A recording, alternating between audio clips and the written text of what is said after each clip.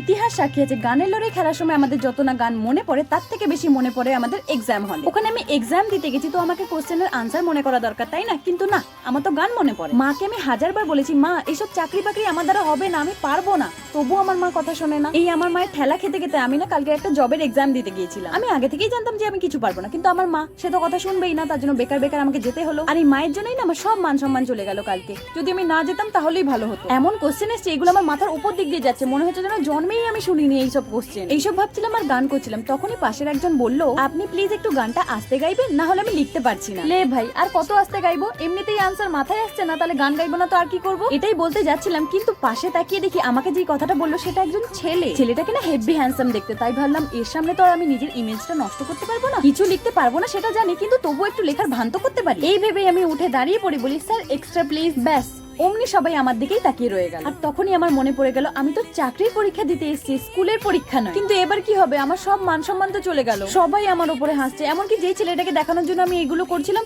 সেই ছেলেটাও হাসছে। ওহ ভগবান, কোথায় আমি এবার মুখটা লুকাই? আমার কোন কুক্ষণে যে এসেছিলাম মায়ের কথা শুনে, আমার আর মান সম্মান কিছুই রইলো না, সব চলে গেল। এগুলো আমার সাথেই কেন হয় আমি বুঝি না।